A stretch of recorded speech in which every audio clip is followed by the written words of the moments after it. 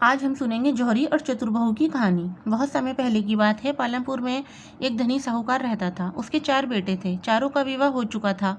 चारों बेटे और तीनों बड़ी बहुएं तो साधारण बुद्धि के थे, लेकिन छोटी बहू दुर्गा बड़ी चतुर और बुद्धिमान थी।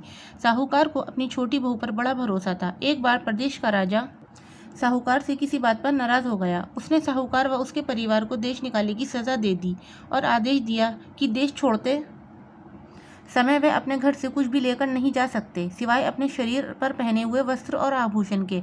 साहूकार ऐसी आज्ञा सुनकर बहुत दुखी हुआ, पर राजा की आज्ञा मानने के अलावा उसके पास और कोई चारा भी नहीं था। चलते समय छोटी बहू ने राजा के सिपाहियों से पूछा कि क्या वह रास्ते में खाने के लिए कुछ रोटियां बना सकती हैं। राजा के सिपाहियों को इस पर कोई ऐतराज नहीं था।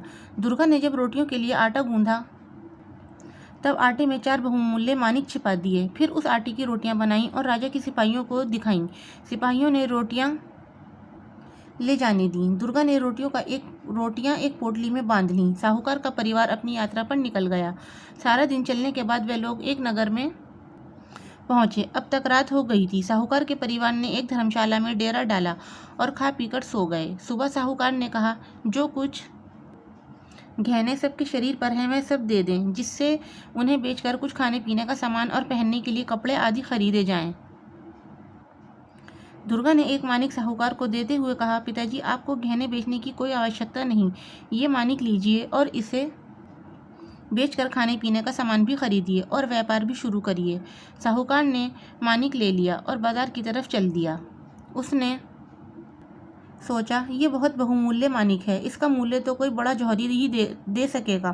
वह मानिक लेकर सबसे बड़े जौहरी की दुकान पर पहुंचा और उसे मानिक दिखाया। मानिक देखते ही जौहरी की आंखों में चमक आ गई। उसने सोचा, ये मानिक किसी तरह इससे हासिल करना होगा। वह जौहरी असल में एक चोर था। उसने साहूकार की खूब आवभगत की और बोला, ये मानिक बहुत बहुमूल्य है, इसके लिए मुझे घर से सोने की मोहरें मंगानी होंगी, और नौकर को घर भेज दिया मोहरें लाने के लिए। अब वह साहूकार को दूसरे कमरे में ले गया। वहाँ एक कुर्सी रखी थी। कुर्सी पर बैठकर आराम कीजिए, मैं आपके लिए शरबत पानी भिजवाता हूँ, जौहरी साहूकार से बोला। साहूकार कुर्सी पर बैठ गया। उसके बोझ से कच्चे सूत के धागे टूट गए और वह तहखाने में गिर गया। जौहरी ने झटपट तहखाने के मुंह पर एक बड़ा पत्थर रख दिया और बाहर निकल आया। मानिक उसने अपनी तिजोरी में रख दिया। उधर धर्मशाला में बैठा साहूकार का परिवार उसकी प्रतीक्षा करता रहा। जब सुबह तक साहूकार नहीं आया तो दुर्गा को चिंता हुई। उसने दूसरा मानिक निकालकर अपने पति को दे दिया और बोली, आप ये मानिक लेकर जाइए। यदि पिताजी से आपकी भेंट हो तो ये मानिक वापस ले आइएगा, वरना इस मानिक को बेचकर खाने पीने का सामान ले लीजिएगा। दुर्गा का पति मानिक लेकर बाजार की तरफ चल दिया। वह भी उसी जौहरी की दुकान पर पहुंचा और उसके साथ भी जौहरी ने वही किया जो उसके पिता के साथ किया था। अब बाप बेटे दोनों तहखाने में कैद हो गए। जब दुर्गा का पति सुबह तक नहीं लौटा तो दुर्गा को बहुत चिंता हुई। अब मुझे खुद ही पता लगाना होगा कि इस नगर में मेरे ससुर और पति कहाँ खो गए। उसने अपने शरीर पर पहने हुए आभूषण लिए और बाजार की ओर चल दी। वहां पहुंचकर आभूषण बेचकर उसने खाने पीने का सामान और सबके पहनने के कपड़े खरीदे। अपने लिए उसने सिपाही की पोशाक खरीदी। धर्मशाला पहुंचकर उसने खाने पीने का सामान और कपड़े परिवार वालों को दिए और ये कहकर कि वह ससुर और पति की खोज में जा रही है, वहां से चल दी। उसने सिपाही का भेष बनाया और सीधे राज दरबार में पहुंची। उसने हाथ जोड़कर राजा से विनती की कि उसे अपने सिपाहियों में रख लें। राजा ने जब उस सुंदर युवक को देखा तो सहर्ष उसे सिपाहियों की नौकरी दे दी। उसे महल के चारों ओर पहरा देने का काम मिला। कुछ दिनों से महल की पशुशाला में रोज रात को एक राक्षस आकर उत्पात मचाता था। वह रोज एक पशु को मार कर खा जाता था। उसके डर के मारे कोई सिपाही उधर पहरा देने के लिए राजी नहीं होता था। दुर्गा ने राजा से पशुशाला में पहरा देने की आज्ञा मांगी। पहले तो राजा ने इतनी कम उम्र के नौजवान को मौत के मुंह में धकेलने से मना कर दिया, लेकिन दुर्गा के बहुत कहने पर आज्ञा दे दी। जंगल के रास्ते पर एक बहुत बड़ा और घना पेड़ था। जब रात हुई तो दुर्गा उस पेड़ पर चढ़कर बैठ गई। उसने छुरी से अपने बाएं हाथ की उंगली में घाव कर दिया, जिससे कि घाव के दर्द से उसे नींद न आए। फिर पेड़ पर बैठकर पहरा देने लगी। आधी रात के बाद उसे जंगल की तरफ से आहट सुनाई दी। उसने देखा कि जंगल से निकलकर एक बड़ा सा भैंसा सींग उठाए महल की चारदीवारी की तरफ दौड़ा चला आ रहा है। वह समझ गई कि यही राक्षस है। जैसे ही वह भैंसा पेड़ के नीचे आया, दुर्गा दोनों हाथों में तलवार लेकर उसके ऊपर कूद गई और तलवार से उसकी गर्दन काट गिराई। मरते ही राक्षस अपनी असली रूप में आ गया। दूसरे दिन जब राजा को ये समाचार मिला तो वह दुर्गा से बहुत प्रसन्न हुआ। वह बोला, तुमने राक्षस को बड़ी बहादुरी से मारा है।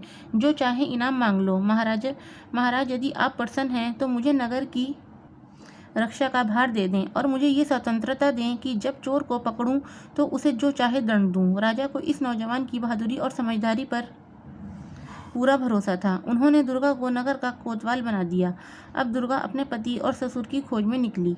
उसने सोचा, मेरे ससुर बहुत योग्य व्यापारी थे। वे उस बहुमूल्य मानिक को लेकर जरूर शहर के सबसे बड़े जौहरी के पास गए होंगे। मैं भी सबसे पहले वहीं जाती हूँ। मुझे पूरा विश्वास है कि जौहरी को ज़रूर मेरे पति व ससुर के बारे में पता होगा। दुर्गा जौहरी की दुकान पर पहुंची। जौहरी ने नगर कोतवाल को अपनी दुकान पर देखा तो झटपट उसकी खातिरदारी में लग गया। आप हमारी दुकान पर पधारे।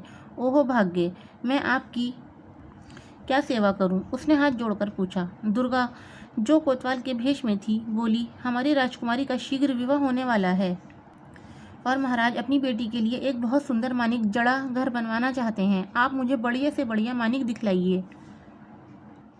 जौहरी ने उसे अनेक मानिक दिखाए पर दुर्गा को कुछ पसंद नहीं आया। ये सब आप क्या दिखा रहे हैं? कोई ऐसा बहुमूल्य मानिक दिखाइए जो राजकुमारी के पद के अनुरूप हो। दुर्गा बोली। अब जौहरी ने तिजोरी खोली और उसके अंदर से वही मानिक निकाला जो उसने साहूकार से धोखे से हासिल किया था। उस मानिक को देखते ही दुर्गा पहचान गई। ये वही मानिक है जो उसके ससुर लेकर बाजार गए थे। दुर्गा ने आज्ञा दी, सिपाहियों, पकड़ लो इसे। ये कोई जौहरी नहीं बल्कि एक बड़ा चोर है।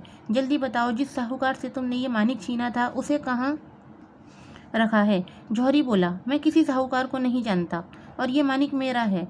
ठीक है, अगर तुम सच नहीं बोलते तो मैं तुम्हारा सिर अभी धड़ से अलग करता हूँ। मुझे महाराज ने पूरी छूट दी है। अपराधी का जो चाहे दंड दूँ।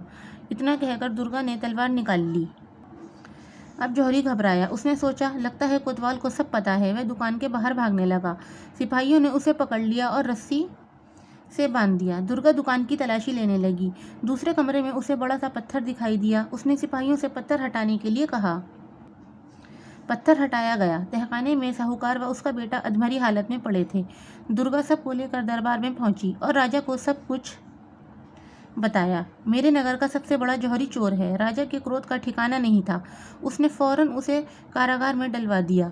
राजा अपने इस युवक कोतवाल की वीरता और बुद्धिमत्ता से बहुत प्रभावित हुआ। इस वीर युवक को तो मेरा दामाद होना चाहिए। उसने अपनी पुत्री के विवाह का प्रस्ताव दुर्गा के सामने रखा। महाराज, मैं ऐसा नहीं कर सकता, मुझे क्षमा करें। उसके बाद दुर्गा ने अपना सिपाही का भेष उतारा और अपने असली रूप में आ गई। फिर हाथ जोड़कर राजा के पैरों में गिरकर उसे बताया कि किस तरह उसने सिपाही का भेष अपने ससुर और पति का पता लगाने के लिए धारण किया था। राजा उसकी बुद्धिमत्ता पर चमत्कृत रह गया। उसने न केवल दुर्गा को क्षमा कर दिया बल्कि ससुर को नगर में व्यापार करने की स्वतंत्रता भी दे दी। धन्यवाद।